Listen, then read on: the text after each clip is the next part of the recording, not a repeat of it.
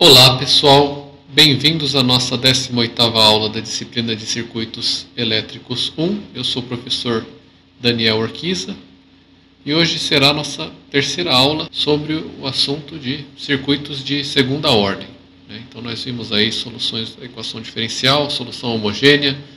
Depois, na aula passada, nós vimos a determinação das constantes K1 e K2 da resposta natural. E agora, para finalizar, nós vamos ver a resposta forçada e a resposta completa, que é a soma da resposta forçada com a resposta natural. Então, antes de falar da resposta completa, vamos recapitular aqui em 2 slides rapidinho. Resposta natural. Tá? Então, a resposta natural vai ser a solução da equação homogênea. Ela vai ser a solução complementar, que a gente chamou de XC em alguns momentos. É a solução da equação homogênea que pode ser escrita dessa forma. Então, para qualquer circuito, você sempre pode manipular aqui, eliminar ou fazer, tornar igual a 1, o termo que está multiplicando aqui a derivada de segunda ordem, né, e colocar ela dessa forma facilmente. Nós vimos também outra forma de escrever isso aqui, onde esse A1 era igual a 2 vezes o zeta, né, o fator de amortecimento, vezes a frequência natural, ômega-n ou ômega-0. E nesse caso, o A2 aqui, a outra constante, vai se tornar ômega-0 ao quadrado, a frequência natural ao quadrado.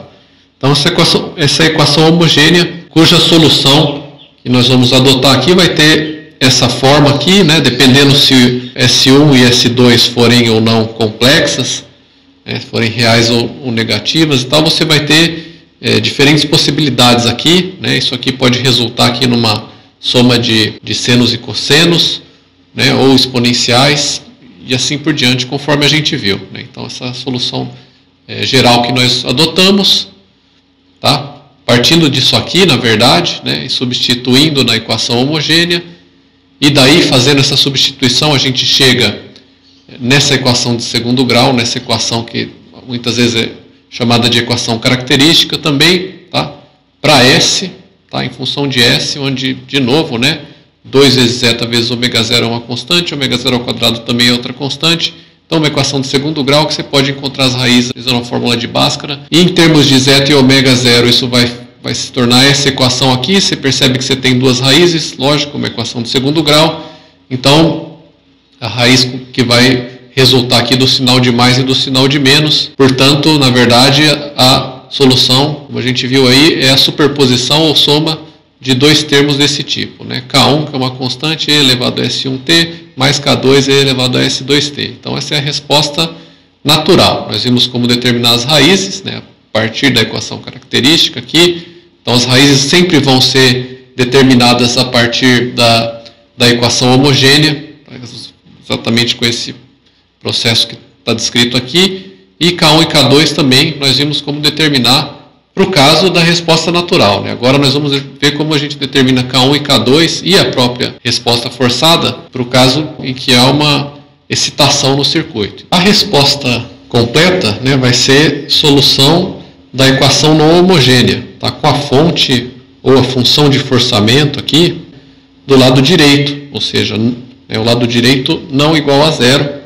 Então, isso aqui vai acontecer quando você tiver um circuito em que, né, a partir do momento em que a chave é ligada, a partir do momento em que você está observando o transiente, há uma excitação. Então, a resposta natural vai acontecer, né, quando você, os problemas que nós tratamos nas últimas aulas aí, pode observar, no princípio tinha alguma forma aí de carregar os elementos armazenadores de energia, então havia uma fonte, mas no momento em que a chave era acionada, essa fonte era retirada do circuito. E a resposta aí, né, a corrente que passava pelo indutor, por exemplo, né, ou tensão no capacitor, ela caía a zero de forma natural. Então, essa é a resposta natural. A resposta forçada se dá ao contrário, né, quando você tem aí, a partir do acionamento de alguma chave, uma excitação no circuito. Então, e daí você vai, em regime permanente, ter correntes e tensões no circuito como resultado desse forçamento, né, dessa função de excitação. Então, por exemplo, se você tem um dado circuito em que você tem uma fonte de tensão e a partir do instante t igual a zero, a tensão da fonte de tensão, vamos dizer Vs de uma fonte de tensão, ela passa a ser distinta de zero. Tá? Então, você tem um forçamento aqui. Então, você tem no circuito, então de forma geral, estava falando de forma geral para qualquer circuito, então você tem aí a partir desse instante, e daí você imagina, né, que as tensões aí correntes no circuito, a partir desse instante de tempo t igual a zero, elas não vão tender naturalmente a zero, elas vão tender a um valor aí que vai depender da fonte, né? Então você vai terminar no circuito aí possivelmente com carga no capacitor ou uma corrente no indutor e tensões e correntes nos demais elementos do circuito, porque você tem uma fonte atuando aí. Então, e daí, para você tratar esse problema nessa situação aqui, ou seja, não a resposta natural, mas a resposta forçada, né, quando a partir do acionamento da chave há uma excitação do circuito, há uma fonte que é ligada e assim por diante, é acoplada ao circuito, você tem que considerar a resposta da equação diferencial, né, completa, por assim dizer, né, a não homogênea com a função de forçamento ou com a fonte aqui do lado direito, tá claro? E daí, há algo que nos ajuda aqui, que a solução completa vai ser dada pela soma da resposta natural. Então vamos lembrar que a gente tem usado aí a solução complementar para corresponder aí a solução natural, com mais uma solução particular. Essa aqui vai ser a resposta forçada, né? A resposta forçada, e daí a resposta forçada mais a resposta natural, a resposta forçada ou particular mais a resposta natural ou complementar, vai nos dar a resposta completa. Se a excitação do circuito, a partir do acionamento da chave, ela é constante, que é o que nós vamos focar aqui na maioria dos casos, se ela é constante, então se f de t, a função de forçamento, é uma constante A, para t, né, maior do que t0, maior do que zero nesse caso que a gente está citando aqui, então a solução particular ou a solução forçada, deixa eu escrever aqui, né, forçada, também vai ser uma constante, Então, a gente pode substituir se você tem, vamos assumir que xp é uma constante, se a gente substituir aqui, né, constante no tempo, a partir de t igual a t0 ou t igual a zero, significa que a partir desse instante a derivada, né, de xp vai ser zero, tanto a de segunda ordem quanto a de primeira ordem. Então esses dois termos aqui vão sumir e você vai ter A2, que é uma constante, vezes xp, então estou substituindo xp igual a constante aqui, igual a f, que é uma constante. Então, ou seja, disso a gente tira que se a função de forçamento é uma constante, x, né, a solução forçada, também vai ser uma constante. Então, só uma observação, note que esses gráficos que nós temos mostrado aqui são todos para uma resposta completa forçada, né? Então você tem aqui, essa linha tracejada aqui estava representando a fonte, né, a excitação, que é ligada aqui a partir de t igual a zero, no exemplo dessa figura, e daí as tensões e correntes no circuito se comportariam dessas formas que estão descritas pelas curvas verde, vermelho e azul, né, para o caso de uma resposta subamortecida, criticamente amortecida vermelha e sobreamortecida azul, ou seja, né, partindo de zero ou partindo de algum outro valor e terminando um valor final que é distinto de zero, que vai depender da fonte, né, da tensão da fonte, da corrente da fonte, quando for o caso. Tá?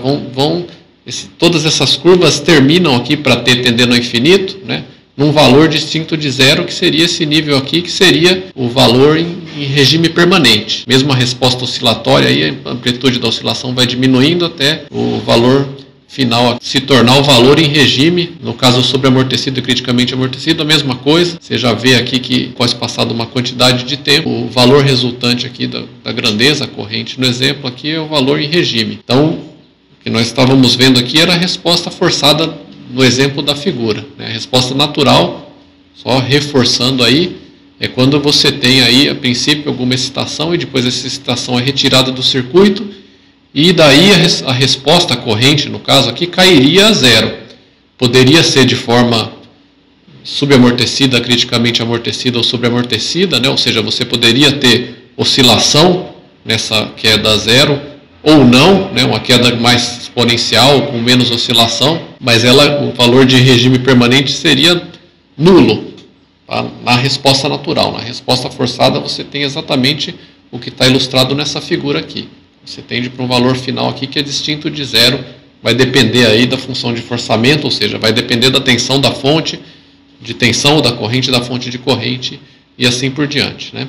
E dos parâmetros do circuito, logicamente, os elementos do circuito. Bom, então, fazendo isso que a gente comentou, substituindo na equação homogênea o quê? Uma resposta, uma solução forçada ou uma solução particular que é igual a uma constante, a gente pode chamar de K aqui. K é uma constante, para T maior do que zero e tal. Substituindo, note que a derivada de uma constante é zero, que a gente acabou de comentar, né? Então, se xp é igual a K a constante, essa derivada de segunda ordem vai dar zero, essa outra vai dar zero também. Então, você vai ter A2 vezes K igual a A, e, portanto, K, que é igual a XP, né? A solução forçada, a solução particular, vai ser A sobre A2.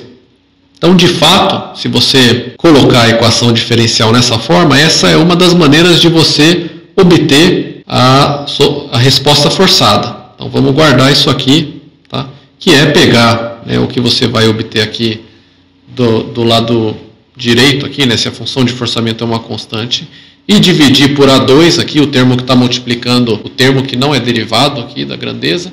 Então, dividir Azão, né, função de forçamento por A2, você obtém a resposta forçada, que nós já vamos ver como ela vai entrar aqui na resposta completa, tá? Mas essa já seria a resposta forçada. Alternativamente, e a gente vai ver tudo isso como fazer um exemplo a seguir aí, né? Alternativamente, você pode obter isso do circuito. Alternativamente, a solução particular ou a solução forçada, esse XP aqui, também pode ser obtido por análise de circuito fazendo T tender a infinito no circuito, né? Então, imagina, vamos só para não ficar falando aqui sem ter algo concreto, né? Considerar algum circuito. Então, imagina que você tem um circuito aqui, né? Então, imagina tem um resistor aqui, um capacitor, outro resistor aqui, tá? E um indutor aqui, para ser um circuito de segunda ordem. Então, dois elementos armazenadores de energia, e você tem essa situação aqui que a fonte é ligada em T igual a zero e tal. Tá? Então, R, C, R1, C, R2 e L. Para T tendendo a infinito, imaginando que a fonte foi ligada em T igual a T0 ou T igual a zero muito antes de infinito, o circuito vai entrar em regime permanente. E a gente está falando aqui de fontes DC. A gente não está falando de fonte AC, a gente está falando de fonte DC, que ela vai, a partir aí do momento que a chave é acionada e assim por diante, aplicar uma tensão constante no circuito. A fonte vai aplicar uma corrente constante no circuito. Então, após passado muito tempo, para T tendendo a infinito, o que a gente comentou é sempre importante a gente lembrar. Então, o capacitor vai se tornar, para T tendendo a infinito, um circuito aberto, né? Porque o capacitor, isso deveria fazer sentido, porque um capacitor são, né, placas condutoras aí, ou dois condutores separados por um dielétrico, para potenciais DC. Então, tensões constantes, ele vai ser um circuito aberto. Não tem como passar corrente ali, porque dois condutores separados por um isolante, um material dielétrico, né? E para T tendendo a infinito, então o capacitor vai se tornar um circuito aberto. Vamos representar dessa forma aqui. Também para T tendendo a infinito, então, para T tendendo a infinito, o capacitor vai se tornar isso e o indutor vai se tornar um curto-circuito. Eu vou representar dessa forma aqui, né? Um fiozinho conectando aqui os dois nós, né, acima e abaixo do indutor. Então ele vai se tornar um curto. Então você pode, ou seja, fazendo a análise de circuito, tá, usando as técnicas que nós já dominamos, e substituindo o capacitor por um circuito aberto e o indutor por um curto-circuito, agora na situação que a fonte é aplicada, né, para T tendendo ao infinito e tal, considerando o valor da fonte, obter qualquer grandeza desse circuito. Basta fazer a substituição, substituir um circuito aberto aqui, um curto-circuito aqui, você pode calcular aqui, né, a corrente passando pelo resistor, tensão em qualquer par de nós aqui, a tensão sobre qualquer elemento e assim por diante. Então você pode calcular e obter, tá, a grandeza em questão. Então, note que o X aqui, né, vai ser a solução, vai ser uma tensão, uma corrente no circuito. Então você pode obter essa grandeza, tá, o X, seja ele tensão ou corrente, para T tendendo ao infinito, fazendo essa substituição, capacitor igual a circuito aberto, indutor igual a curto-circuito, você obtém qualquer grandeza. Então, uma forma alternativa é você fazer isso aqui.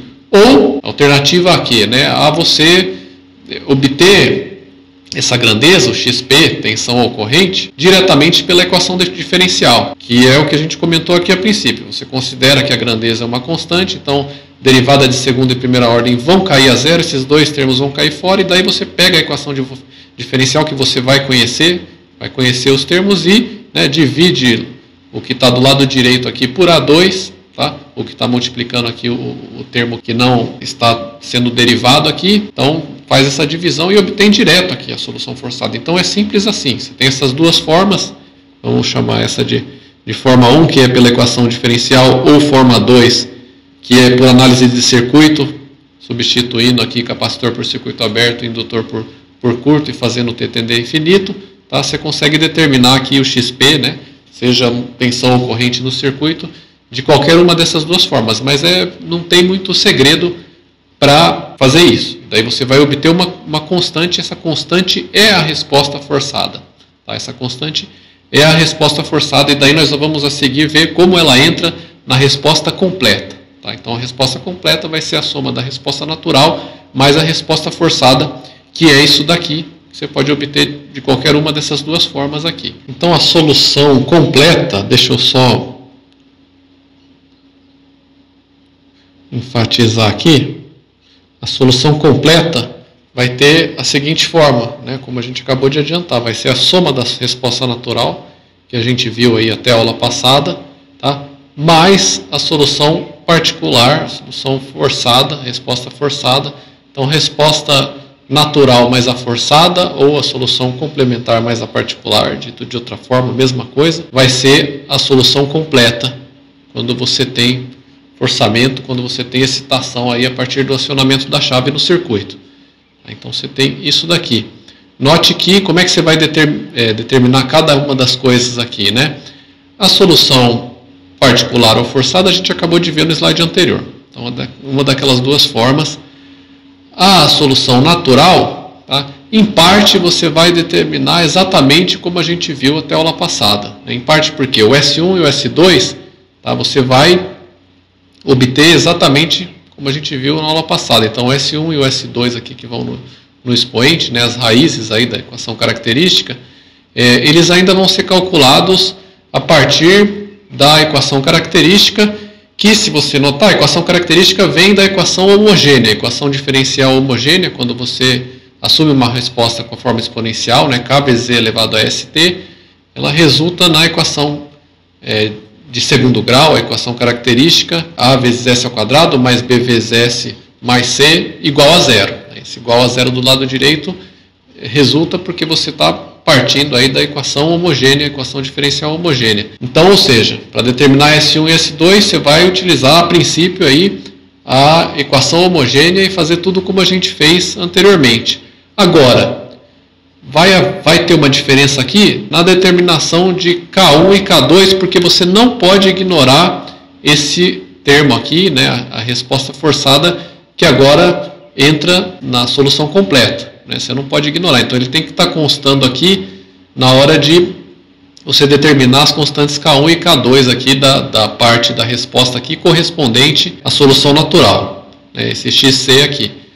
Então, como é que a gente pode determinar K1 e K2? Vai ser parecido com o que a gente viu na aula passada para determinar K1 e K2, tá, o valor de x para t igual a zero e o valor da derivada de x para t igual a zero.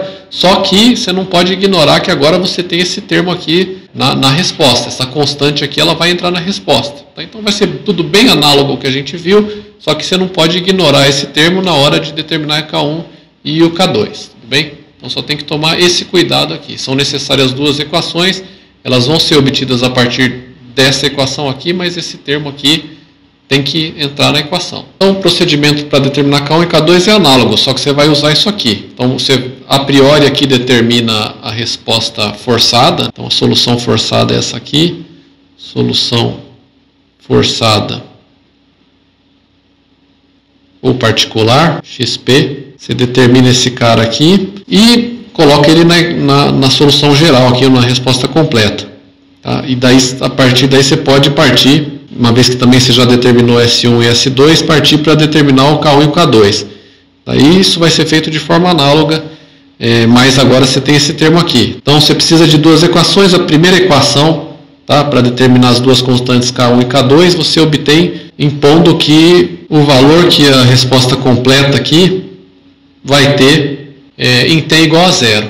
Então o valor de x em t igual a zero você consegue calcular, né, a partir do circuito, e daí você tem uma equação. Para t igual a zero, de novo, e elevado a zero vai dar 1, então você vai ter K1 mais K2, mais esse termo que é uma constante, igual, né, o valor de x em t igual a zero.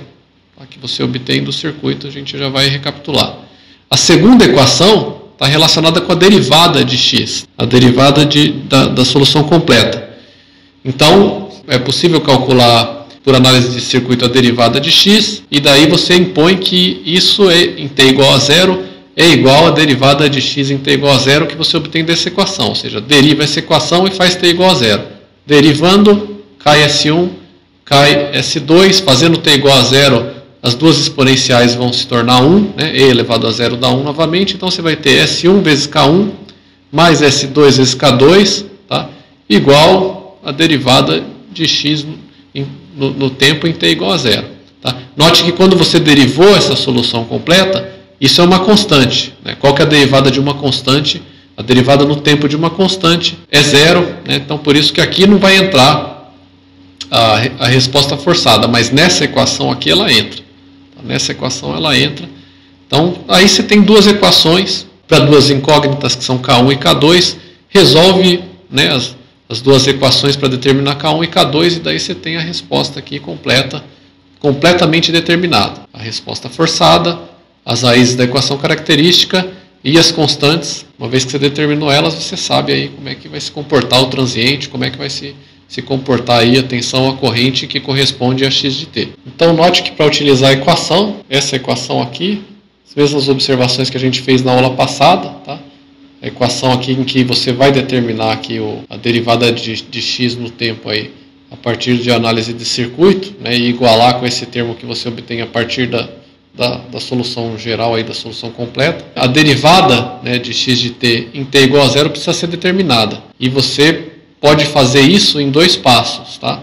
Então, utilizando análise de circuitos, em particular a lei de Kirchhoff das correntes e das tensões, né, ou das tensões, para determinar a derivada em si. Então, alguma equação que vai te dar a derivada aí em função de outras grandezas do circuito que você vai conhecer. Tá?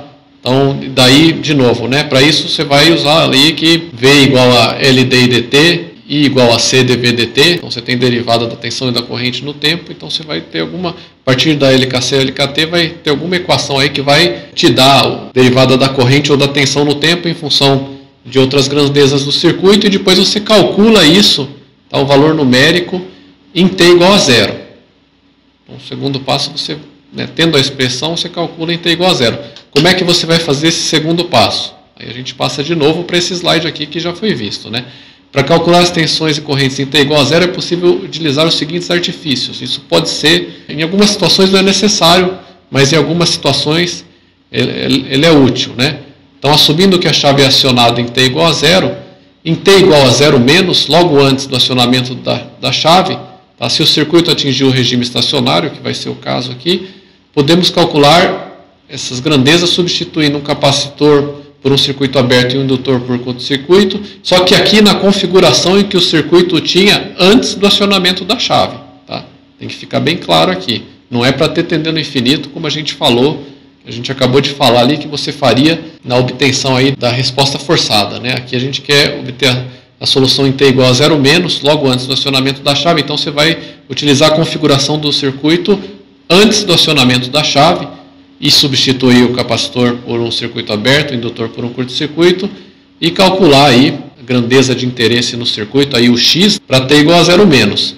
Para t igual a zero mais, né, você vai substituir, tá, o capacitor por uma fonte de tensão com a mesma tensão que você tinha sobre o circuito aberto aqui em t igual a zero menos, e o indutor por uma fonte de corrente com a mesma corrente que você tinha pelo curto aqui, né, em t igual a zero menos, tá, como a gente viu aí no exemplo da aula passada, e fazendo essa substituição você calcula qualquer outra grandeza do circuito aí, né, corrente ou tensão, tá, para t igual a zero mais, e essa grandeza que vai ser o que você vai utilizar aí na hora de obter a derivada no tempo nesse passo 2 aqui. Então vamos comentar o que vai acontecer quando você tem uma fonte que ela não é constante a partir do acionamento da chave. Então se você tem uma fonte aí que vai, por exemplo, ter um comportamento senoidal ou exponencial, tá?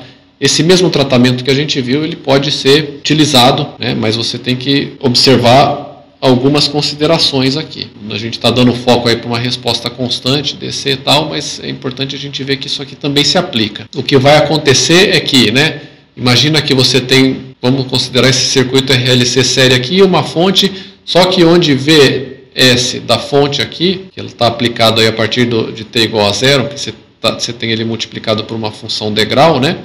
Ele não é uma constante, varia de forma senoidal, né, ou algo do tipo aí, ou linear. Então, se não for uma constante, você vai ter uma resposta ainda que vai ser, né, uma solução completa, que vai ser a soma da solução complementar, né, ou natural, mais a solução particular ou forçada, tá? Mas essa solução forçada aqui, ela vai ter a mesma cara, a mesma forma matemática que a fonte tem. Então, se a fonte for uma senoide, né, isso aqui vai ser algo semelhante a uma senoide. Se isso aqui for uma exponencial, a solução particular também vai ser uma exponencial. A solução complementar, ou a solução natural, a resposta natural, vai ser idêntico, análogo ao que a gente viu anteriormente. Tá? Então isso está ilustrado aqui, né? Se você tem uma entrada, né, a entrada aqui é a fonte, então imagina essa tensão da fonte, você vai ter uma resposta particular que vai depender dessa entrada. Tá? A resposta tem a mesma forma da fonte. Então a resposta XP vai ter a mesma forma, né, matemática que a VS aqui, a tensão da fonte, ou qualquer que seja a fonte, tenha em função do tempo. Tá? Então, para uma fonte constante, isso corresponde ao que a gente acabou de ver. Né?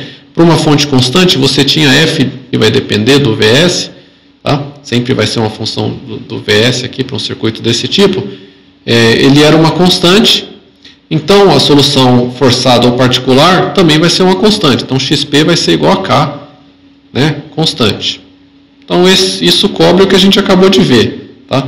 Mas se F, que de novo vai depender aqui da fonte, for diferente de uma constante, não for uma constante, a resposta XP vai ser uma função de tempo que não vai ser constante também, então também vai ser diferente de uma constante, e vai ter uma forma matemática semelhante a f de x. Então XP de t vai ter a mesma forma, né, em função do tempo que f de t vai ter. Tá? Vai ter uma forma matemática semelhante à função de forçamento aqui. Então a solução particular vai ter uma forma matemática semelhante à função de forçamento. Isso é importante. Então, para ser mais específico e elaborar um pouco mais, tá? A solução forçada ou particular, né, além disso, ela pode ser uma combinação linear de f de t e de suas derivadas primeira e segunda com relação ao tempo. Quando f de t, né, a função de forçamento, é uma constante,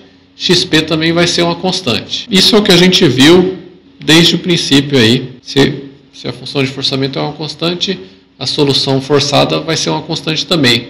Se a função de forçamento, né, é uma função linear no tempo, né, por exemplo, é igual a t, tá? Então a solução particular vai ser a vezes t, né, onde A é uma constante, mais B. Né? Note que a derivada de t, né, é igual a 1, então por isso que aparece essa outra constante B aqui. Então vai ser uma combinação linear de f de t e suas primeiras e segunda derivada aqui. Aqui a segunda derivada, né, derivada de segunda ordem seria 0, então você vê que, né, nesse caso aqui, xp vai ter essa forma. Aí você vai usar esse xp aqui, substituir na equação para determinar as constantes. T quadrado, tá? Mesma coisa, tá? Se a função de forçamento é, por exemplo, t quadrado, ou uma constante vezes t quadrado, algo desse gênero aqui, a solução geral para a resposta particular ou forçada vai ser a vezes t quadrado, né? Uma constante vezes t quadrado, mais outra constante vezes t, que é a derivada de t quadrado é 2 vezes t,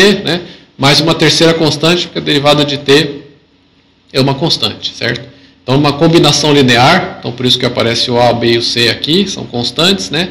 Da resposta aqui, similar à função de forçamento, mais as suas derivadas primeira e segunda. Se f de t, né, é uma exponencial, então P, né, a solução forçada de T, também vai ser uma exponencial. Então, imagina que a função de forçamento, a tensão da fonte de tensão, né, é uma exponencial E elevado a AT. Então, a solução particular vai ser A, né, uma constante azão, vezes E elevado a AT.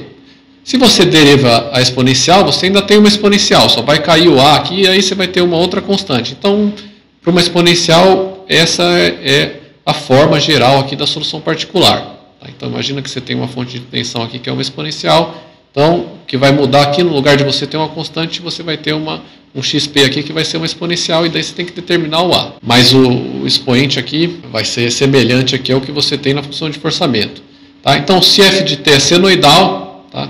Seno de B vezes T, ou cosseno de B vezes T, ou cossenoidal, né?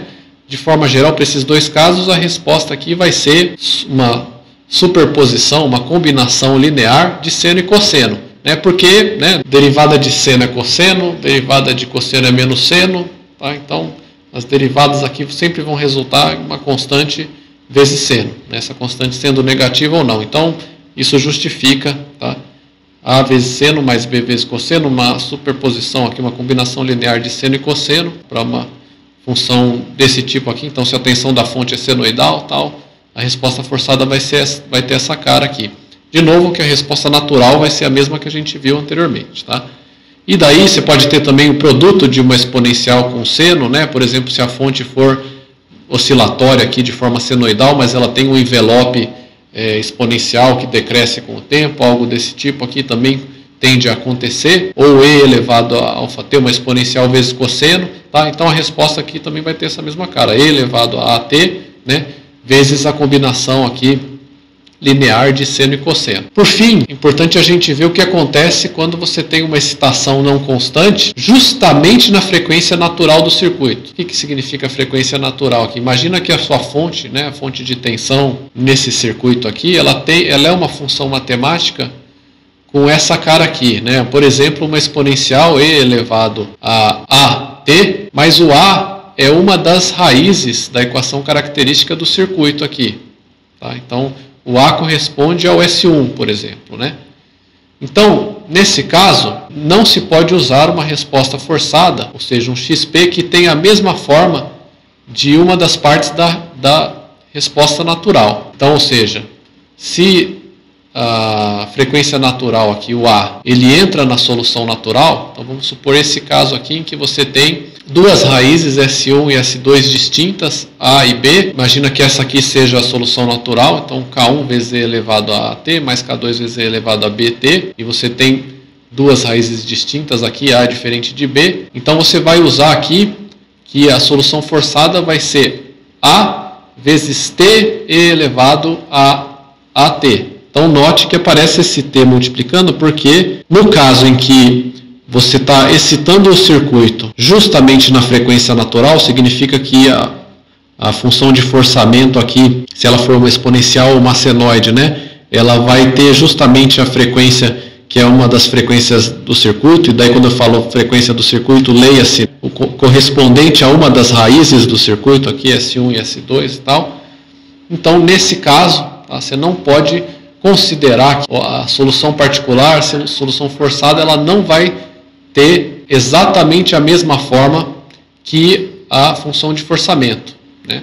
Ela vai ter uma forma que vai ter que ser distinta. Tá? Então, se a resposta natural tiver essa cara aqui, K1 vezes E elevado a AT mais K2 vezes E elevado a BT, tá? Para que a solução particular não seja exatamente dessa forma aqui, K1 vezes E elevado a AT, você tem que ter, né, que a solução particular ou forçada vai ser A vezes T E elevado a AT. Caso as raízes aqui, né, as frequências naturais coincidam, tá? Então S1 igual a S2 igual a A, então que a gente viu que pode acontecer aqui no caso da solução criticamente amortecida, então amortecimento crítico.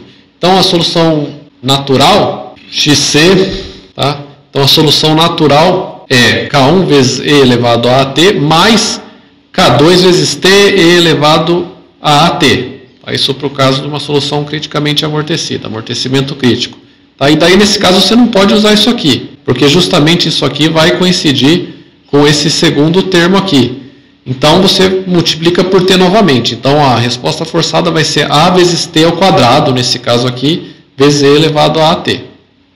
Tá claro de onde sai isso aqui? Daí a resposta completa vai ser igual à solução natural, né? K1 mais K2 vezes t, né? Entre parênteses, vezes e elevado a at, mais essa resposta forçada, que é a vezes t quadrado e elevado a at. Tá?